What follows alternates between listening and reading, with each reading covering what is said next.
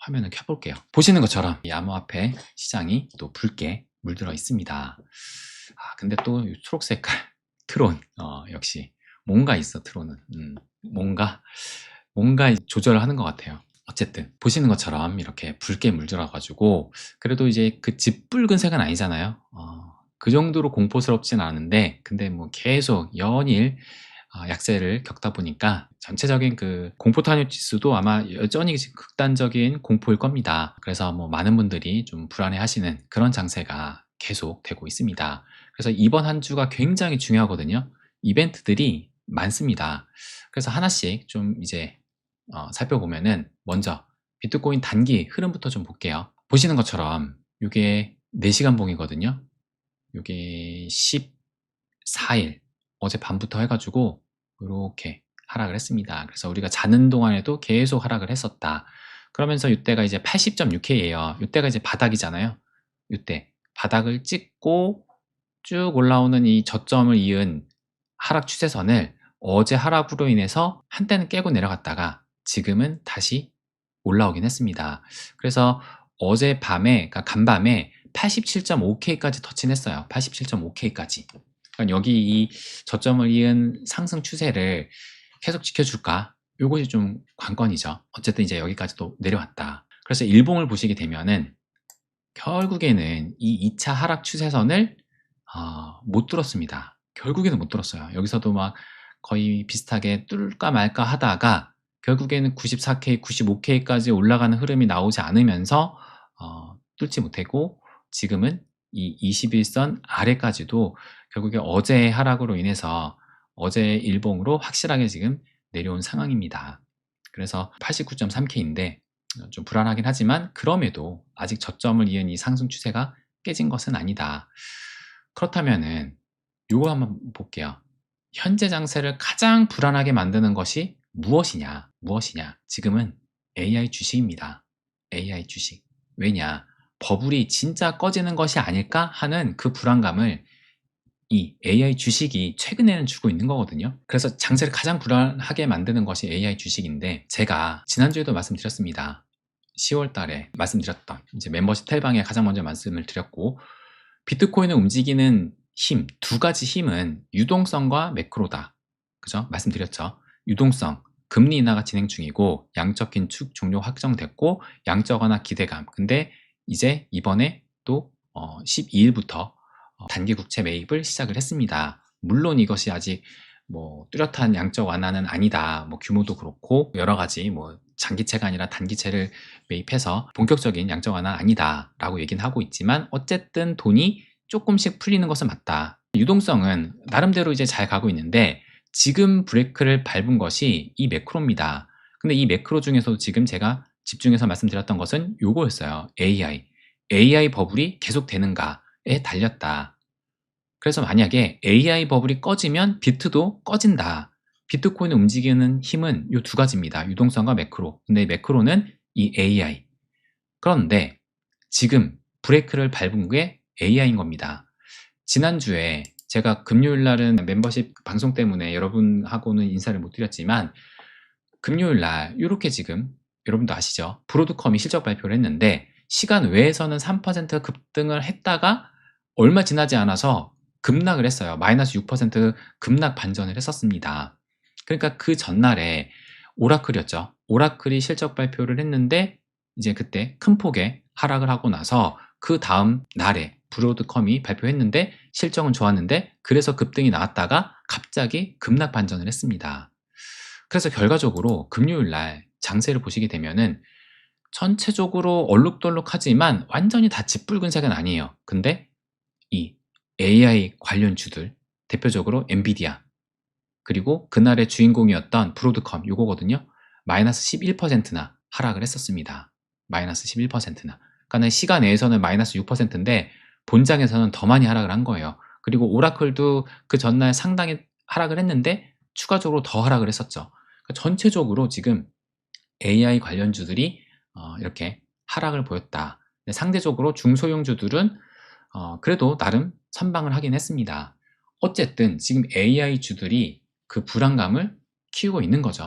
그래서 3대 지수가 금요일 날 모두 하락으로 마감을 했는데 다우존스는 마이너스 0.5, S&P 500은 마이너스 1, 나스닥은 마이너스 1.69니까 아주 큰 폭은 아니지만 어쨌든 시장에 불안감을 주기에는 충분한 그런 장세였다라고 볼 수가 있는 겁니다. 그렇다면은 지금 현재 미 선물 시장은 어떠하느냐 그걸 볼게요. 미 선물 시장 보시면 마이너스 0.27, 0.22, 0.16 해가지고 그래도 플러스입니다.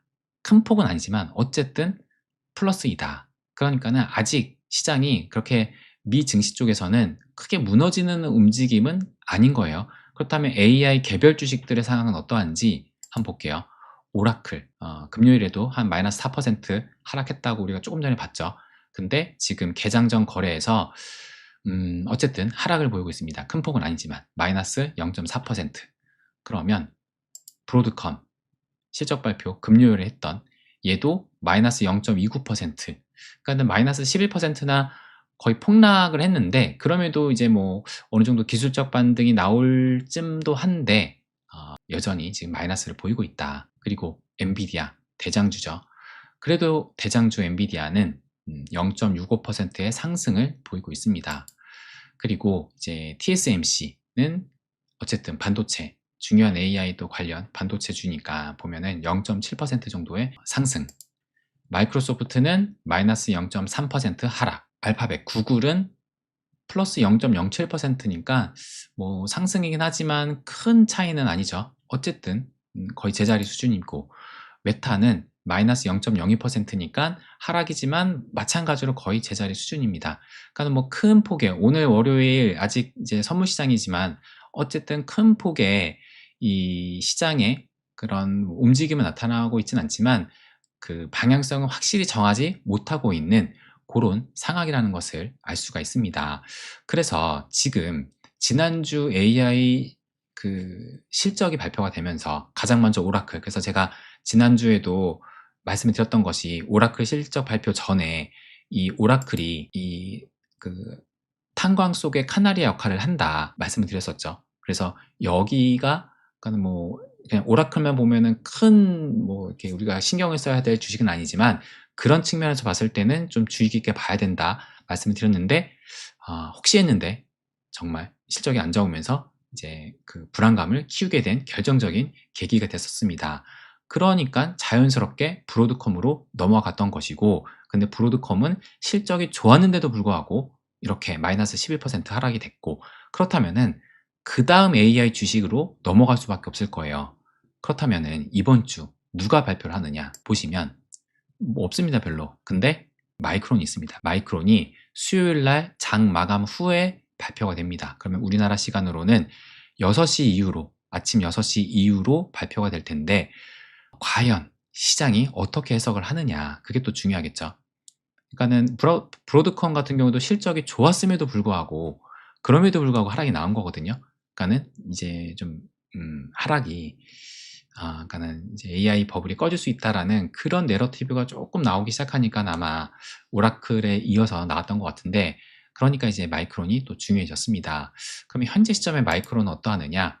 마이크론 보면은 많이 떨어졌어요. 금요일 날 마이너스 6%니까 실적 발표도 아닌데도 불구하고 함께 다 같이 떨어진 겁니다. 이때 이거거든요. 마이크론이 요건 AMD고 AMD도 마이너스 4% 같이 그러니까 AI 관련주들이 다 하락을 한 거예요. 인텔도 마이너스 4% 정도 하락을 했던 거고 그래서 일단 현재 마이크론은 플러스 0.49% 정도 마이너스 0.5% 아니 플러스 0.5% 정도 그래서 이번 주에 실적 발표를 앞두고 있지만 오늘은 괜찮은데 보시는 것처럼 이게 지금 월봉이거든요.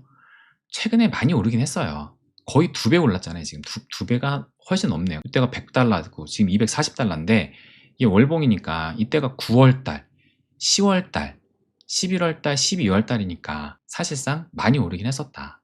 그래서 이런 상황입니다. 그래서 일단 이번 주 마이크론의 실적 발표도 한번 지켜보면서 실적이 좋다 하더라도 시장이 어떻게 해석을 하는지 그게 중요하겠죠. 그래서 봐야 된다.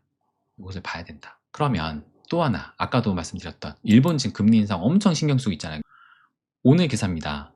일본은행 금리 인상하면 비트코인 7만 달러까지 떨어질 것이라고 기사가 나왔어요.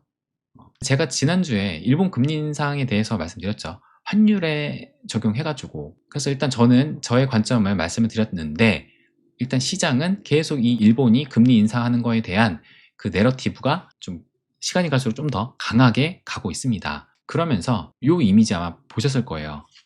요 이미지. 일본이 금리 인상을 했던 시기가 딱 요 시기거든요. 지금 보시면 일본이 금리 인상을 언제 했느냐. 제가 이미 말씀드렸지만 2024년 3월 달에 3월 19일 날 했고, 2024년 7월 31일 날 했고, 2025년 올해 1월 24일 날 했어요. 3번 했거든요. 그 3번 한 시기를 이렇게 지금 표시한 거고, 이번에 이제 한다. 그러면서 그림 보시면 일본이 금리 인상을 하고 나서 마이너스 23%, 마이너스 26%, 마이너스 31%. 그러면 지금 어떻게 될까? 그럼 이거 보면은 와, 장난 아니구나. 여기서 더 마이너스 뭐 최소한 20% 떨어지겠네. 이렇게 생각할 수 있잖아요. 근데 저는 이것도 너무 끼워 맞힌 게 아닌가라고 생각을 합니다. 여러분들 진짜 딱 이것만 보면은 더 하락할 것 같잖아요. 근데 그렇게 생각하면 안 된다. 이게 지금 주봉이거든요. 주봉. 제가 드리고 싶은 말씀 뭐냐면 여기 주봉이잖아요. 그럼 일봉으로 한번 볼게요. 일봉으로 제 표시를 해놨습니다. 일본이 금리한 시기 이때 2024년 3월달, 이때 2024년 7월달, 이때 2025년 1월달 이때거든요. 그럼 볼게요. 요즘 일봉이에요. 지금 이날 금리 인상을 했는데 아까 보시면 아까 이 이미지는 23% 하락을 했다고 했잖아요. 이게 일본이 금리 인상을 해가지고 하락한 걸로 봐야 될까요? 이날 지금 인상을 하고 이 마이너스 23%는 대략적으로 봤을 때 요거잖아요. 지금 요거 정작 5월 달에 이 하락한 이 금리 인상이 이 하락을 직접적인 원인이 됐다라고 할 수 있을까요? 그럼 요건 볼까요? 요거 2024년 7월달 7월 31일 날 이때 7월 31일 날 인상을 하고 나서 얼마 지나지 않아서 대폭락을 했었죠. 이때 엔캐리 청산입니다. 이때는 맞아요. 금리 인상하면서 엔캐리 청산을 했었다. 청산이 나왔다. 얼마 안 되잖아요. 지금 일봉으로 하고 나서 인상하고 얼마 안 돼가지고 하락이 나온 겁니다. 그러니까 요거는 금리 인상발이 맞다. 그리고 제가 그 이유도 말씀을 드렸습니다. 보시면 2024년 3월 달에 이 금리 인상을 요때 했는데 요때 이제 마이너스 금리에서 플러스로 전환이 된 거예요. 근데 이때는 시장이 예상을 하고 있었어요. 3월 달. 근데 우리가 지금 겪었던 작년 7월 달에 엔캐리 그 청산이 했을 때 엔캐리 쇼크가 있었을 때 그때는 시장이 예상치 못한 갑작스러운 금리 인상이었습니다. 그러니까 시장이 발작을 했던 거다. 이렇게 금리 인상하고 나서 이렇게 엔캐리 청산이 나왔던 거다. 그리고 올해 1월 달 한 번 더 했었었죠. 이때도 0.25에서 0.5로 했어요. 근데 예측도 0.5로 하니까 시장은 예상을 하고 있었던 거다. 1월 달. 그러면 아까 다시 볼까요? 1월 달. 요때 금리 인상한 거거든요. 요때. 다시 이미지 보시면 요때 이제 1월 달. 이거 보면은 일본 금리 인상하고 나서 이렇게 하락한 것처럼 지금 딱 보이는데 사실상 이때 왜 하락한지 아시잖아요, 여러분도. 이때 왜 하락했어요? 이때. 관세 쇼크입니다. 관세 쇼크. 그러니까 지금 이게 주봉으로 보니까 뭔가 이렇게 보면은 진짜 일본이 금리 인상하니까 이렇게 떨어진 것 같은데 이게 금리 인상 때문에 지금 이게 하락이 된 게 아니잖아요. 이때는 관세 쇼크. 요때 있었고 금리 인상은. 그래서 저는 일본 금리 인상이 객관적인 하락의 주요 원인일까 봤을 때 그때는 요거 한 번밖에 없었습니다. 그리고 명백했죠. 왜냐? 시장이 전혀 예상치 못한 금리 인상이었으니까. 그러니까 시장이 충격을 했던 건데 시장은 다 예상을 하고 있었어요. 이때도 그렇고 이때도 하고 지금도 예상을 하고 있고 그죠? 그런데 이것 때문에 시장의 충격이 크게 나올까? 그리고 또 하나 말씀드리고 싶은 것은 이 당시에 비트코인의 위치를 한번 봅시다. 비트코인이 이때가 2024년 초잖아요. 초. 이때가 뭐냐면은 이때부터 비트코인 현물 ETF 가짜뉴스 ETF 승인된다라는 가짜뉴스 때문에 상승이 나와서 실질적으로 1월 달에 승인이 됐습니다. 그래서 실제 승인이 되니까 이제 재료 소멸로 해가지고 하락이 나왔다가 그 이후로 이제 ETF 빨로 해가지고 자금 들어오고 하니까 이렇게 상승이 나왔습니다. 그러니까 이때 엄청난 상승이 나왔어요. 일본 금리 인상이 어디에서냐? 지금 보시면 이때만 해도 이 당시의 가격이 사상 최고가였을 때잖아요. 그죠? 그러니까 비트코인의 가격이 사상 최고가에 근접해 있었을 때 일본의 금리 인상이 나왔던 겁니다. 그리고 나서 여러분들이 기억하시는 이때가 작년도 최장 거의 8개월 동안 그 조정을 겪었던 그 시기예요. 근데 일본 금리 인상했을 때가 여기거든요. 여기. 그러니까 마찬가지로 사상 최고가가 여기긴 하지만 큰 차이가 안 나는 요 가격대였어요. 요 가격대. 비트코인 가격이 높았을 때였습니다. 비트코인 가격이 높았을 때. 그때 금리 인상이 나왔던 거다. 그러면 올해 1월 달에 보시는 것처럼 이때도 이제 트럼프가 당선이 되면서 이렇게 올라갔다가 떨어지고 올라갈 때 금리 인상을 한 겁니다. 그러니까 이때 가격도 이제 이때는 이제 100회가 넘었을 그때죠. 그러니까는 비트코인이 고점에 있었을 시기예요. 비트코인이 고점에 있었을 시기. 그러니까 세 번 모두 비트코인이 사상 최고가에 거의 그 근처에 있었던 가격대에 있습니다. 그런데 지금 현재 비트코인의 가격은 어떠하냐?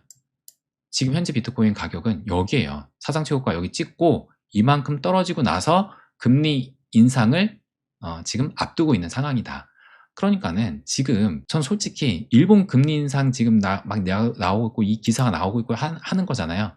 이게 그냥 하나의 공포 조장 내러티브밖에 안 보인다. 상황이 엄연히 다른 거예요.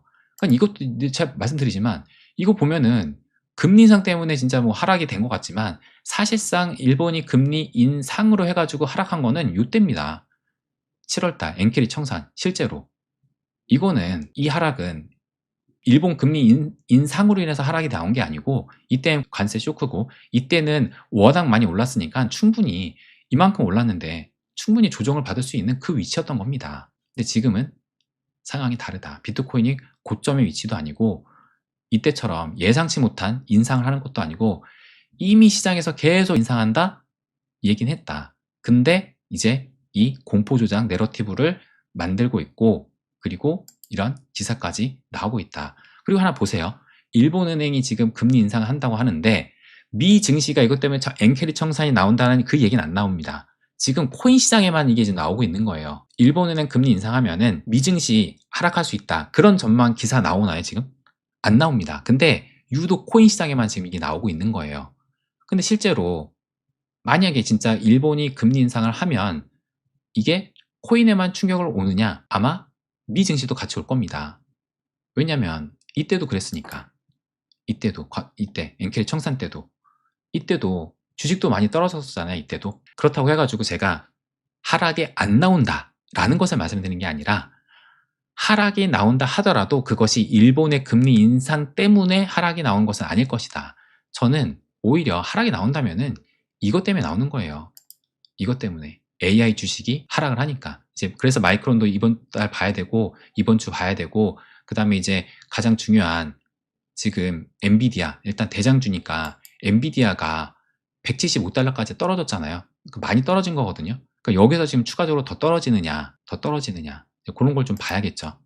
그러니까 가격이 그러니까 실질적으로 시장의 가격이 추가적인 하락이 있을 때 AI 주식이 꺼지니까 그러니까는 시장의 하락이 나올 수가 있는 것이지 일본의 금리 인상으로 시장의 하락이 나온다? 저는 이거는 그냥 현재 시장 장세에 그냥 퍼지고 있는 내러티브다라고 생각을 합니다. 그래서 제가 결론적으로 제가 지난주에 말씀을 드렸던 요거 엔화를 보면 우리가 지난번 2024년 7월달 예상치 못한 금리 인상을 하게 되면서 그때 이 엔화 환율이 이렇게 폭락을 했었거든요. 이렇게. 그러면서 시장에 충격이 왔었던 거다. 이 엔화 가격이 폭락을 했다는 얘기는 엔화의 가치가 올라갔다는 얘기잖아요. 그죠? 그러니까 헷갈릴 수 있는데 이 가격이 떨어졌다는 거는 우리나라 환율 생각하면 되세요. 우리나라 환율이 올라가는 걸 싫어하잖아요. 그죠? 올라가는 걸 싫어하는 거고 떨어지는 거는 원화의 가치가 올라가는 겁니다. 그러니까는 지금 보시면 이때 엔화 가격이 폭락을 했다는 얘기는 엔화의 가치가 올라가게 되면서 그렇게 되니까 내가 달러를 갖고 있어도 그만큼 많은 그 엔화를 가지고 있을 수 없으니까 달러를 더 많이 팔 수밖에 없는 거거든요. 더 많은 달러가 필요하니까 더 많은 자산을 매각해야 되고 그러면서 엔캐리 청산이 커졌던 겁니다. 근데 지금 이런 흐름이 안 나와야 되는데 지금 현재 이때 12월 1일 날 일본 국채금리가 급등을 했던 요 시기인데 얼마 전에 이렇게 찍고 현재는 조금 또 내려왔어요. 현재는 조금. 그러니까는 이제 중요한 거는 이번 주에 금리 인상을 하고 나서 엔화의 이 환율의 방향성이 아래로 가면은 아무래도 안 좋겠죠. 아래로 가면. 근데 지금 수준을 유지하거나 오히려 올라가게 되면은 엔캐리 청산은 발생을 할래야 할 수가 없다라고 볼 수가 있는 겁니다. 그래서 현재 환율을 보면은 더 떨어지지 않고 있어요. 어쨌든 금리가 급등했던 국채금리가 급등했던 그 수준하고 뭐 크게 차이가 안 난다. 그래서 일단 환율을 좀 지켜보면 된다라고 말씀을 드리고 싶습니다. 그리고 이번 주가 굉장히 중요한 게 이벤트가 많아요. 일단 12월 16일 당장 내일에 이 고용지표가 발표가 됩니다. 11월 달 거. 원래 이제 그 고용지표가 매주 첫 번째 주 금요일 날 발표하거든요. 근데 이번 달 초에 셧다운 때문에 못했죠. 그거를 내일 발표하는 겁니다. 내일. 그래서 일단 실업률이 어떻게 나오는지 이것도 봐야 되고, 또 수요일 날은 조용히 넘기고 목요일 날 되면은 CPI도 나옵니다. CPI도 한 달에, 그러니까 월 초에 CPI가 있고 월 말쯤에 PCE가 발표가 되거든요. 두 가지 이제 그 물가 지표잖아요. CPI와 PCE. 그래서 소비자 물가 지수인 이 CPI가 원래 월 초에 발표가 돼야 되는데 이것도 마찬가지로 지금 이 셧다운 때문에 밀려서 목요일 날 발표를 합니다. 그리고 뭐 이거는 실업수당 청구 건수는 매주 목요일 날 있는 거니까 어쨌든 이것도 눈여겨봐야 되는 지표고, 차이도 있고, 바로 그 다음 날 19일 날 금요일이죠. 금요일 날 PCE도 발표를 합니다. PCE도 또 물가지수가 발표가 되는 거죠. 개인 소비 지출. 그래서 어쨌든 이번 주가 굵직굵직한 이벤트 CPI하고 PC가 한 주에 몰려있는 주가 없겠죠. 이렇게 나눠서 하니까. 근데 특이하게 이번 주가 그런 날이다. CPI하고 PC가 한꺼번에 발표가 되고 고용지표까지 발표가 되면서 거기에다가 이제 이 실적, 뭐 평상시 같으면은 마이크론 뭐 실적 발표가 어떻게 되든 신경도 안 쓰겠지만 지금 현재 AI 버블이 꺼지고 있는 거 아니냐 하는 그 불안감이 시장에 커지고 있기 때문에 마이크론도 좀 주목해서 봐야 된다라는 겁니다. 그리고 또 일본 금리 인상까지 할 가능성이 높아 보이죠. 지금 계속 나온 거 보니까 할 가능성이 높아 보이는데, 그럼에도 불구하고 저는 이것 때문에 하락이 나온 일은 없을 것이다. 하락이 나온다면은 다른 이유이지 일본의 금리 인상은 지금은 공포를 조장하는 내러티브에 불과하다라고 말씀을 드리고 싶습니다. 그러면 여러분들도 어떻게 말씀하시는지 보고선 리플도 볼게요.